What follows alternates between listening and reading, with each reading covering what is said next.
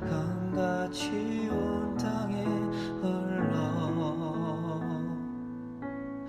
각 나라와 족속 백성 방언에서 구원받고 주 경배드리네.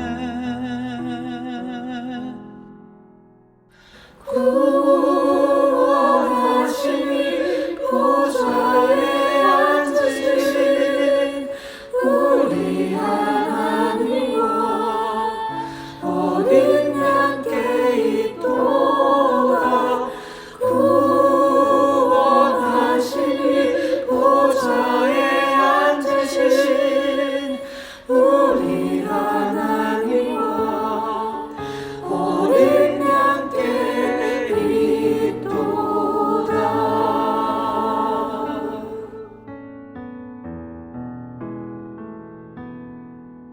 우리 보좌 앞에 모였네. 함께 주를 찬양하며 하나님의 사랑 그 아들 주셨네. 그의 피로 우리 구원받았네. 십자가에서 쏟으신 그 사랑 강같이 온 땅에 흘러 각 나라와 족속 백성 방언에서 구원받고 주 경배드리네.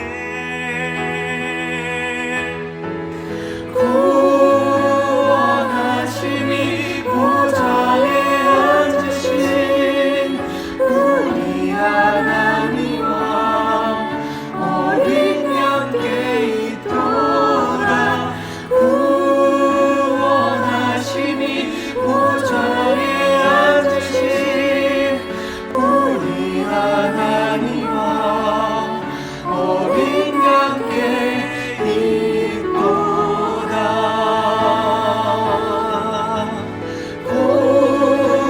구원하시니 보좌에 앉으신 우리 하나님과 어린 양께 있도다. 구원하시니 보좌에 앉으신 우리 하나님과 어린 양께 있도다.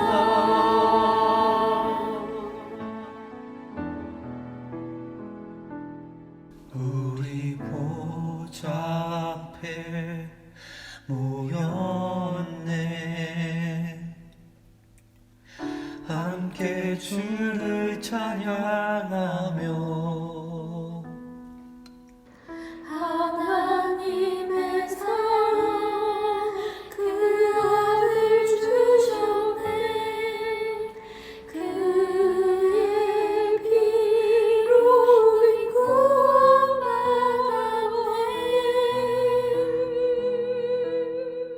아멘.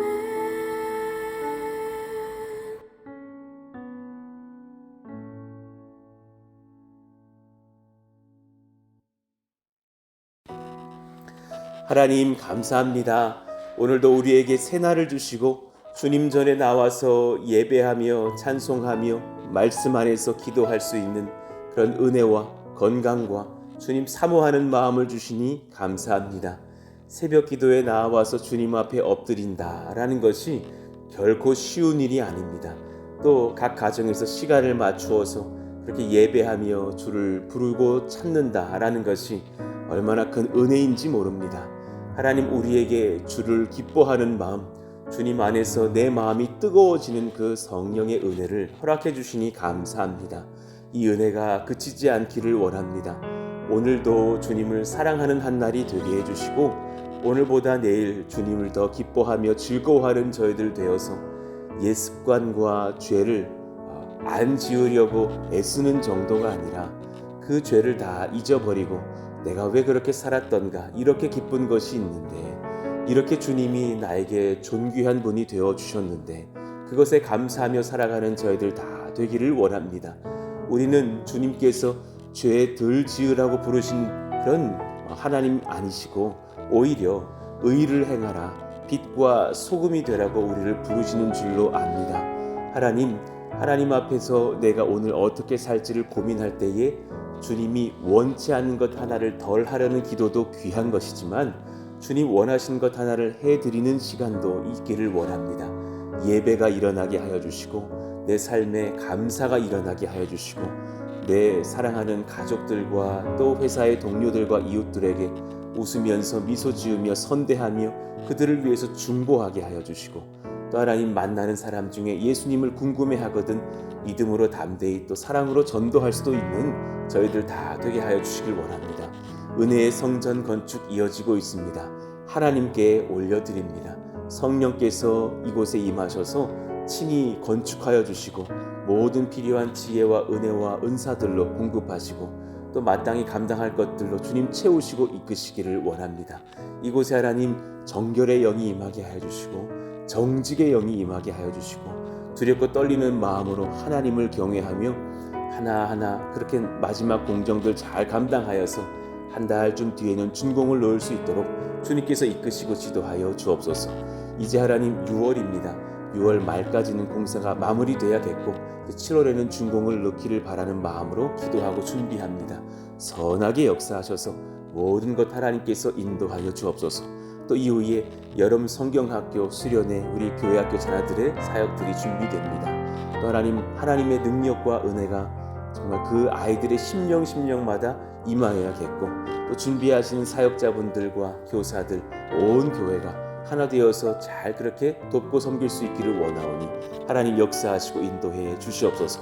오늘도 주님 말씀하시기를 원합니다. 말씀을 듣는 중에 우리의 마음이 새로워지고 또 몸의 병도 낫고 우리의 마음 가운데 기도의 제목들이 정말 부어져서 지혜롭게 하나님 앞에 간구하는 역사 일어나게 하여 주옵소서. 예수님의 이름으로 감사하며 기도하옵나이다. 아멘. 자, 첫 페이지를 보시면 그 상단에 암송 구절이 있습니다. 같이 읽어보시면서 또 한 주간 암송하겠습니다. 오직 부르심을 받은 자들에게는 유대인이나 헬라인이나 그리스도는 하나님의 능력이요 하나님의 지혜니라. 고린도전서 1장 24절 말씀. 아멘. 원래는 이런 문서를 드리지 않았었는데 영상을 보시는 분들은 말씀 구절을 다 보면서 영상을 보시잖아요. 그래서 현장에 오시는 분들에게 손해를 끼칠 수가 없다. 그래서 제 설교 원문을 지금 다 드리고 있습니다. 이렇게 한 지 한 1년 반쯤 되었습니다. 우리 같이 오늘 말씀 느헤미야 3장 중에서 오늘은 18절에서 19절까지를 읽어보겠습니다. 두 절의 말씀인데요. 우리 한번 같이 짧으니까 같이 읽어보시죠. 그 다음은 시작. 그 다음은 그들의 형제들 가운데 그일라 지방 절반을 다스리는 헤나닷의 아들 바웨가 중수하였고 그 다음은 미스바를 다스리는 예수아의 아들 에셀이 한 부분을 중수하여 성구비에 있는 군기고 맞은편까지 이르렀고. 아멘. 지금 어제부터 이 나눠드린 문서를 보면서 말씀을 배우고 있는데요. 우리 교회는 신앙의 자부심을 느낄 만한 주님 주신 비전 있는 교회임을 알고 있습니까? 라는 제목으로 말씀을 이어가고 있습니다. 저희 교회도 그런 은혜들을 주신 것이 있어서 감사하지만 느헤미야 시절도 마찬가지였습니다. 48페이지 복습해 보시면 신앙의 자부심을 지킬 수 있는 헌신과 비전의 땅이었다라는 것을 이 느헤미야와 그 후대들은 알고 있었습니다. 그래서 그들 중에 일부 또 성벽을 재건한 지역을 보면 49페이지를 보시면 16절 하반절 그 중반쯤에 있는 말씀에 다윗의 묘실과 마주대한 곳에 이르고 또 파서 만든 못을 지나 용사의 집까지 이르렀고 라고 적혀 있습니다. 파서 만든 못 그리고 다윗의 묘실, 사실 이스라엘 백성들에게는 너무나 귀한 그런 은혜의 산실이고 역사의 현장이죠. 다윗 왕과 그 후대 왕들 또 그런 왕족의 가족들이 같이 묻혀 있을 다윗의 묘실. 물론 다윗 하나만 있는 것이 아니냐 할 수 있는데 그 묘실이라는 단어가 복수형으로 쓰였기 때문에 여러 사람들이 후대에 또 들어갔겠구나라는 생각을 하게 되는 것이고요. 또 여러분 잘 아시는 것처럼 그렇게 파서 만든 못이라고 하는 것은 큰 전쟁이 있어서 사네립에 의해서 나라가 포위되었을 때 히스기야가 오랜 기간 견디려고 지하에 요새와 같은 그런 물길을 만들었던 그 작업을 일컫는 것입니다. 그 히스기야의 그 물길의 그 사진이 그 위에 있죠. 양쪽에서 파고 들어가서 결국은 아래의 그림처럼 만나서 533m에 이르는 물길을 만들었던 그 다음 페이지를 보십시다. 기온샘에 그런 물길을 막았어요. 그리고 나서 그 물이 오히려 히스기야의 수로를 통해서 모여들어서 실로암 샘으로 모일 수 있게 했던 작업이요. 그것이 바로 파서 만든 못이라는 거예요. 그런 역사적 중요한 위치에 있는 성벽들을 건축하면서 하나님의 나라를 재건하겠다라는 그런 기독교 신앙인들이 모였던 그런 역사의 현장인 것이죠. 그런가 하면 두 번째 50페이지 하단을 보시면 신앙의 자부심 지킬 수 있는 헌신과 비전의 일꾼들을 세웁시다 그랬어요. 저와 여러분들이 그런 사람들이시라고 저는 믿고요. 또한 그런 공동체여서 감사해요. 저희 교회 지금 이제 아이들과 청년들 한 100여 명 그리고 어른들 한 100여 명 모여가요. 그래서 이제 아마 성전이 다 완공되고 나면 많은 수가 더 나오실 거라고 저는 믿어요. 환경이 아직은 여의치 못해서 조금 더 덜 나오는 경향은 있지만 그리고 새 가족들도 많이 오고 계셔요. 감사한데 저는 더 놀라운 것은 뭐냐면 모이시는 분들이 다 뜨거우신 분들이에요. 마음에 정말 주님을 만나려고 찾아오시는 분들, 또 전도되어져 오시는 분들, 또 하나님 앞에서 내가 정말 예배하고자 모이시는 분들이 많아요. 그 헌신과 비전의 일꾼들이 우리 안에 여럿이다라는 것을 아시고 기뻐하시고 또 힘내셨으면 좋겠어요. 그러니 17절 그 상반절을 보면 그 다음은 레위 사람 바니의 아들 루훔이 중수하였다. 그 표현을 보았을 때 성전 봉사에 바빴을 그 레위 사람이 어떻게 성벽 재건에 참여했을까? 상당히 고무적인 역사의 현장이었다는 것을 알게 됩니다. 충분히 바쁜데 정말 나도 지금 정신없을 상황인데 오히려 틈을 내어서 새벽 기도를 나오시는 여러분, 또 각 처소에서 전도하시는 여러분, 또 교회 성전 건축에 그렇게 참여하면서 여러 가지 다리가 되어주시는 여러분들의 삶들을 볼 때 귀하고 감사하다라는 생각이 듭니다. 신앙의 자부심을 지킬 거룩한 땅을 지키며 복음 전합시다 그랬습니다. 우리에게 아름다운 땅을 주신 것처럼 또한 19절에 보면 그 다음은 미스바를 다스리는 예수아의 아들 에셀이 한 부분을 중수하여 성굽이 있는 군기고 맞은편까지 이르렀다 했습니다. 그 군기고가 있는 땅이니 그런 군사적으로도 굉장히 중요한 땅일 것이고 또 그 땅을 중수한 백성이 일어선 그 에셀의 땅은 미스바였다라는 거예요. 이스라엘에서 참 중요한 장소 미스바. 야곱이 라반과 언약을 맺었고 또 사무엘이 거주했던 땅, 사무엘이 온 백성을 초대하여서 회개 집회를 열었던 땅, 그리고 또 사울이 왕이 되었던 땅, 또 이곳 오늘 현재 포로 귀환 후에 이곳 거민들이 예루살렘 성벽을 중수하였던 그런 은혜의 백성들의 초소기도 했죠. 그 미스바가 영적으로 중요한 것처럼 저는 기도해 볼 때 이 다니엘리 땅 정말 중요하다고 봤다. 어제 말씀드렸어요. 평택은 지금 우리나라에서 중요한 땅이 되었어요. 그것을 저에게 4년, 5년 전에 알려주셨고 먼저 와서 정말 수백 번 오면서 그때 뭐 저희 처와 아이들까지도 데려오면서 나 여기서 개척하려고 주님 말씀하시는 것을 느껴요. 그렇게 하는데 흙밖에 없었어요. 그러니까 아이들이 여기서 뭘 개척을 해? 흙밖에 없는데. 그런 땅 속에서 하나님께서 주시는 비전들을 내가 느꼈었고 제가 느꼈고 이제 와서 또 하나님께서 저희들에게 주신 이 당연리의 천여평의 땅들이요. 이것은 예상치도 못한 선물이고 이 땅을 많은 지혜자들에게 들어봤을 때에 단지 지금 제가 땅 얻었어요 라고 고마워요 감사해 하는 수준을 넘어서서 여기 참 영적으로는 전략적인 요충지다. 저 바로 맞은편에 있는 만평 땅 부지에 300가정이 들어올 만한 빌라들이 올라온다고 지금 뭐 금호와 여러 회사들이 건설한다 그러고 또 사실 인근의 여러 도시들을 봤을 때에 이 고독 땅에서 당연리로는 사실 많은 사람들이 영적으로 육적으로 쉼을 얻으려고 오는 땅이겠구나. 어떻게 여기를 주셨을까? 하나님의 은혜의 선물이 아닐 수 없습니다. 자, 그런가 하면 이제 오늘 말씀을 한번 나가보시죠. 신앙의 자부심을 지킬 은혜 전략을 그런 주신 지혜를 지켜냅시다. 신앙의 자부심을 지킬 은혜의 전략을 저희들에게 주셨어요. 교회는 단지 모이기만 하면 되는 것이 아니라 성령께 말씀 받고 지혜 받고 그 주님의 전략을 따라 섬겨야 될 줄로 알아요. 그 다음은 삿배의 아들 바룩이 한 부분을 힘써 중수하여 성구비에서부터 대제사장 엘리야십의 문에 이르렀다 적혀 있습니다. 삿배, 그 사람 삿배는 이방 여인을 취했다가 회개한 자로 에스라서 이제 하반부에 언급이 되어 10장이에요. 우리가 배웠던 에스라요. 그런데 그 바룩은 이제 그의 아들인데 제사장임이 분명한 이 느헤미야서의 증거들도 있어요. 그러니까 그는 제사장이고 아버지는 그런 죄를 범했다가 회개했던 인물이죠.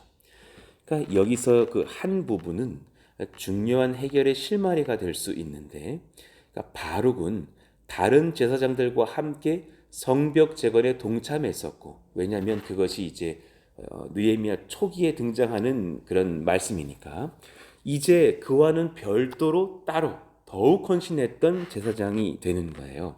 일전에도 헌신했지만 나 또한 따로 한 부분을 맡아서 공사하리라. 바룩에게는 은혜의 전략이 있었음을 보게 돼요. 특별한 헌신을 통해서 이 지역 중수하여 지켜야 함을 그는 알았어요. 성구비는 군기고가 있는 성의 모퉁이를 가리켜요. 그리고 집문은 집문 맞은편의 뜻으로 이해해야 합니다. 그러니 자기가 살던 그 집문 앞에 바로 군기고가 있는 거예요. 그러니까 지금 이 땅도 여러분 저쪽 앞에 아파트가 지금 아직 건설되다가 멈췄어요. 왜냐하면 그 알파인 탄약고가 땅 속에 있는데 그것을 철거하는 해가 한두 해 미뤄졌다거든요. 그러니까 군기고가 있는 땅 속을 파면 막 미사일 있고 총이 있고 막 그러니 얼마나 사실 군사적으로는 요새입니까?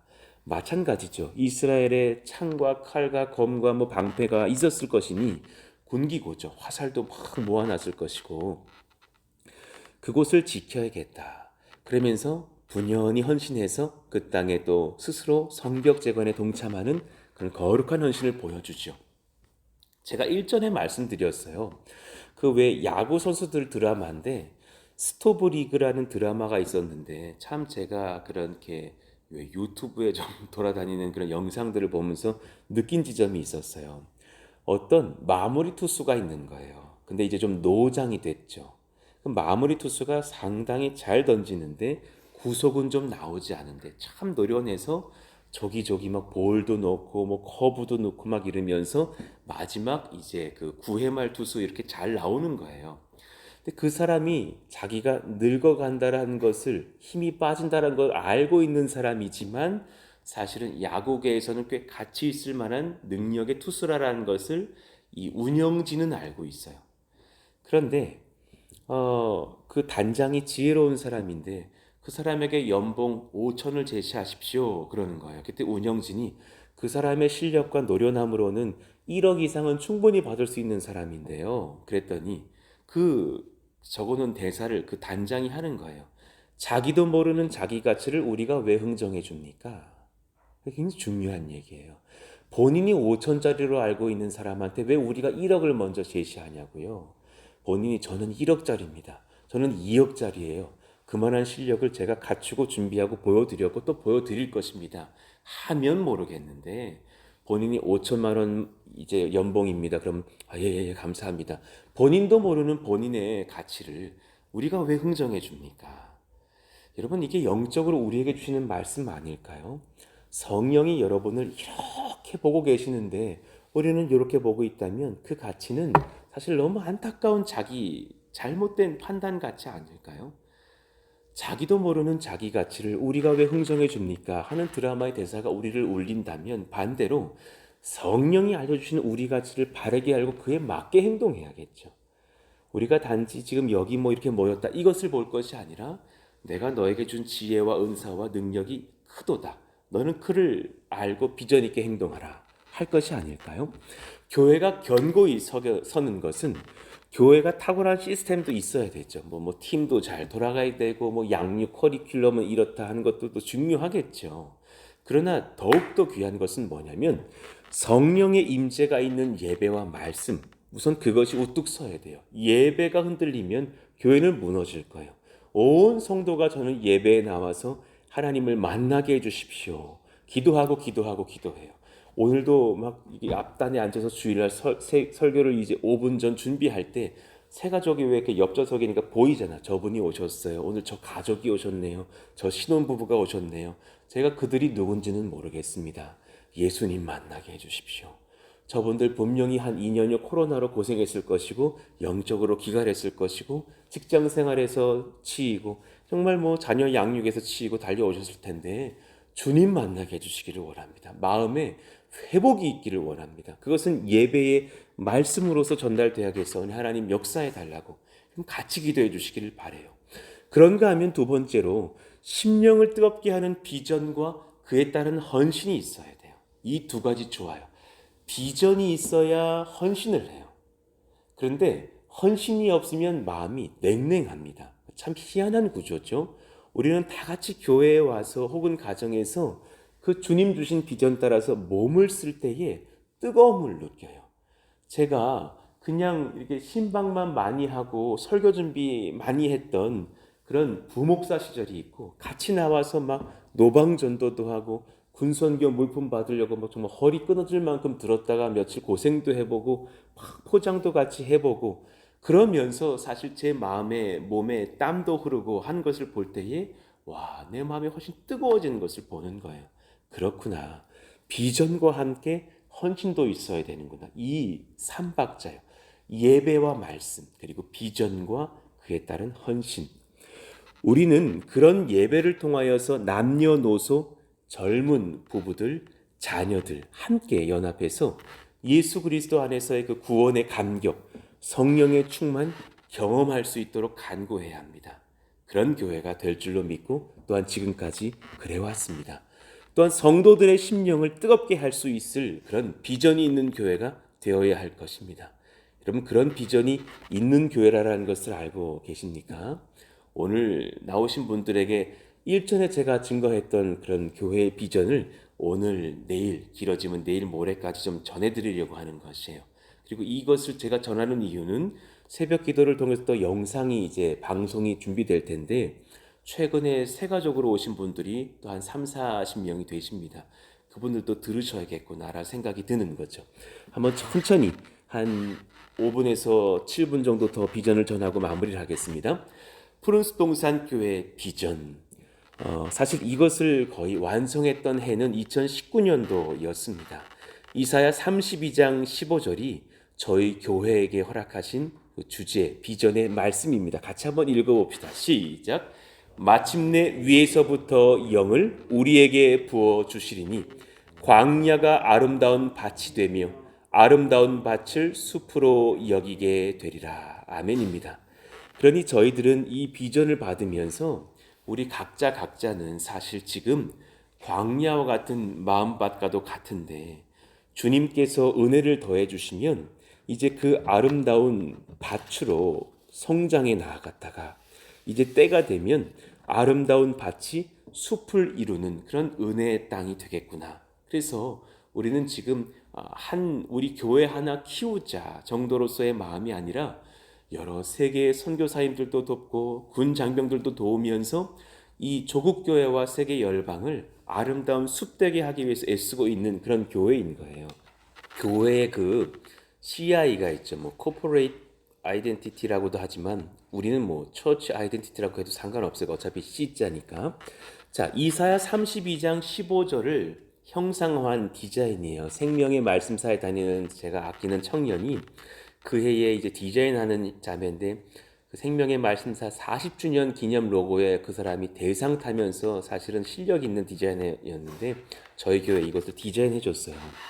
그 네모 박스 안에 왜 가운데에 십자가가 쫙 보이죠. 그런 십자가이며 동시에 나무를 상징해요.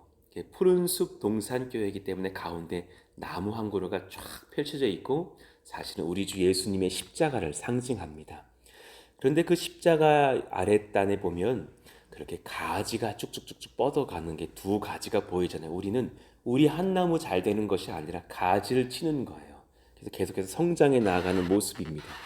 그리고 나서 색깔이 좀 달라지죠. 약간 이렇게 그라데이션으로 아래쪽은 왼쪽에 갈색이었다가 점점 푸르른 숲으로 올라가요. 그 이제 갈색은 광야와 밭을 상징해요. 그런 광야 같은 우리가 밭이 되었다가 숲을 이제 이루어가는 그런 푸르른 색깔로 바뀌어가는 그것을 형상한 디자인이었어요. 그래서 저희들은 그렇게 푸른 숲 동산교회 비전을 받고서 교회를 열게 되었죠. 푸른숲 동산교회를 준비하면서 저를 흔드셨던 주님의 첫 해가 2016년도 봄이었습니다. 그리고 2016년도 8월 달, 9월 달에 원로 목사님과 함께 수련회를 갔다가 안산 동산교회의 김인중 원로 목사님을 말씀하는 거예요. 목사님께서 이제 목회자들을 향해서 강의하시면서 개척을 할 사람들을 위한 강좌도 또 어느 교회에 부임을 할 사람들에 대한 강좌도 준비하고 하면서 막 강의하시는데 근데 이제 제가 질문하십시오 했을 때 한번 질문해 봤어요. 목사님, 저를 지난 10년간 보신 저의 어쩌면 제2의 아버지와 같은 목사님이신데 저는 솔직히 말씀해 주시면 개척용입니까? 부임용입니까? 했더니 주저도 안 하시고 개척용이라 그러셨어요. 왜 그러냐니까 당신은 이러한 것이 귀하네. 귀하다면 부임할 수도 있지만 귀한 사람이 개척해야 한다고 생각하네. 그럼 좋습니다. 저도 그것을 지금 6개월간 기도시키셨었는데 적어도 합한 말씀 주셔서 아멘 하겠습니다. 제가 이제 오늘 이후로 다시는 개척일까 부임일까 고민하지 않겠습니다. 그럼 저 어디로 갈까요? 목사님 너무 먼데 말고요. 뭐 해남으로 가게, 고구마 목회를 시작하게 이런 거 말고요. 그건 너무 머니까 그래도 평택 그러니까 안산은 아니었으면 좋겠고 그 이후의 땅을 알려주십시오 했을 때 평택, 뭐 아산, 안중, 청북, 고덕 이쪽으로 가보게. 이유는 무엇입니까? 교회가 약하고 나를 부흥회로 초청하는 교회가 거반 없는 땅이 평택하고 충청도 초입이었네. 그 땅은 교세들이 크지 않네. 안산만 해도 큰 교회들이 막 굵직굵직하거든요. 그런데 이런 평택하면 떠오르는 교회가 있나요? 별로 없거든요. 그때부터 이제 사실은 이 도시를 오가면서 3, 4년을 준비했던 거예요. 그리고 제가 그 아래에다가 썼던 글들을 좀 몇 개 인용해 봐서 제가 날짜도 다 기억해요. 2018년도 9월 19일 수요일 저녁에 제가 어디 기도실에 앉아가지고 글을 썼던 내용입니다. 한 가정 오늘 여기까지 이런 것들만 읽고서 기도하시자고요. 한 가정 복음화와 교회 안에 3세대의 연합을 놓고서 기도했었어요. 기성교회를 섬기고 보수할 성품 좋고 탁월한 목사님들이 한국 교회에 많이 있다. 저의 나이 또래더라도 기존 이제 교회로 부임하실 목사님들 좋은 분들 얼마나 많겠어요. 지역과 도시를 탁월하게 섬기고 있는 훌륭한 기성교회도 많이 있다. 하나님은 이 둘을 매칭시키셔서 또한 세대의 교체들을 이루실 것이다. 그러나 나는 교회가 부족한 땅에 들어가서 여러 세대, 노인 세대, 장년 세대, 다음 세대가 어우러진 복된 교회를 일구고 싶은 소망을 하나님께로부터 받았다. 그 이제 이유들을 아래에 풀어가 볼게요. 다음 세대와 20대에서 50대를 변화시키는 목회 비전. 제 머릿속에 60대, 70대, 80대가 없다라는 것이 아니에요. 이들이 지금 한국교회에서 너무 약한 세대들이어서 그렇게 말씀을 전하는 거예요. 기성교회에는 노년층이 이미 가득하다. 서울과 도심의 대부분의 교회는 50% 이상 60대, 70대 이상의 장년의 성도님들로 구성되어 있다. 교회 성도의 10% 정도만이 20대, 30대이고 또 10% 정도만이 교회 학교 자녀들이다. 또 비슷한 한 15%에서 20% 정도가 사실은 그 3, 4, 50대, 40대, 50대죠. 아마 이 숫자와 비율은 20년, 30년대에 가까울수록, 그러니까 제가 지금 40대니까 제가 50대가 되는 2030년도쯤이 되면 굉장히 여러분 심각해질 거예요. 정말 그때는 지금도 심각한데 더 심각해질 거예요. 아마 그때는 교회 대다수가 60대 이상이 막내들이고 70대, 80대가 가득할 것입니다. 정말 그럴 거예요. 그때가 되면 할아버지, 할머니들로 가득 찬 노인정과 같은 교회가 되어 있을 것이다. 제가 그 어르신들을 함부로 생각하는 것이 아니에요. 너무 귀한 분들이신데 문제는 반대의 그 후배 세력이 없다라는 거예요. 그들이 또 교회를 들어올라 해도 어이구 내가 막내겠네 하고 주저할 교회가 될 거라는 겁니다. 대형 교회이든 중형 교회이든 큰 예외가 없을 것이다. 지금도 제가 노예 목사님들을 만나면 상당히 많은 교회들이 어르신들로 가득해요. 그리고 이번 코로나 때 많이들 잃으셨고 또 소천도 하셨어요. 그리고 또 교회가 많이 작아졌어요. 기성교회에 가서 다음 세대를 일으킬 강한 도전을 주는 것보다 다음 세대들이 많은 땅에 가서 20대에서 40대, 심지어 50대, 60대들을 일깨우고 예수님을 섬기는 가정들로 변화시키는 것이 체질이 된 교회로 만들어가는 것, 훨씬 더 내가 맞고 지혜로운 처사일 것이다 라고 그 18년도에 적었던 겁니다. 이제 또 소개하겠지만 저는 머리가 큰 성도보다 그것도 중요해요. 말씀도 잘 가르칠 거예요. 그러나 함께 봉사하는 그런 그룹들을 두자. 여러분 지금 팀원들은 아직 좀 미흡한지 몰라도 팀이 많이 세워졌잖아요. 제 의도 속에서 주님 주신 지혜로 가고 있거든요. 여러 팀들이 세워져서 어제도 팀장 회의 그제 해보니까 26명이 모였어요. 그렇게 팀이 많다라는 거예요. 함께 봉사셀. 이제 조만간에 그들 중심으로 셀을 바꿔주는 역사가 일어날 겁니다. 셀이 그렇게 모여줄 수 있도록 또 도와드리려고 하는 지점이 있어요. 물론 모든 셀을 다 바꾸진 않습니다. 3대가 모이는 셀이 있고 봉사 중심으로 모이는 셀이 있고 여러 가지 툴들을 둘 것이에요. 함께 봉사 셀을 구성하여 세대 간 소통을 일으켜 우리 가족 셀 전도를 이루는 비전. 그러니까 진짜 목적은 사실 우리 가족을 바꾸게 하는 교회를 세우는 거예요. 가족은 정말 근본된 교회잖아요. 성도의 자발성을 늘려서 스스로 섬기며 스스로 복음 전도하며 스스로 말씀 나누는 성도들의 교회를 세우라는 예수님의 비전. 지금 하나씩 이루어가는 것이 있다는 것을 아실 거예요. 목사 중심의 교회가 아니길 원했어요. 막 새벽 기도, 수요 그린 월십, 이렇게 주일 설교에도 이요한 목사의 몇 월 며칠 설교라고 말하지 말라 그랬어요. 그렇게 영상도 올려주시지 말라 그랬어요. 그저 단순하게 우리 푸른스 동산교회 예수님이 전하시는 말씀이라고만 알려지기를 바라는 마음이에요. 예수님 중심, 성도들 중심의 교회이기를 바랬어요. 그 아래에 제가 또 수년 전 적어놨던 글을 한번 같이 보시자고요. 한국 교회의 대부분의 교구 성도들은 교구와 교회 여러 기구를 섬긴다. 그리고 소수의 교사와 교회학교 사역자들이 적은 지원과 적은 사례를 받으며 교회학교를 섬긴다. 제가 몸담았던 그 교회도 사실은 교회학교가 4,000명이 있는데 교회 전체 예산의 3%만 교회학교로 들어갔었어요. 그리고 제가 열심히 소통해서 5%를 올려놓았던 기억이 나거든요. 그거 2% 올리는데 6년 걸렸어요. 힘들어요. 쉽지 않아요.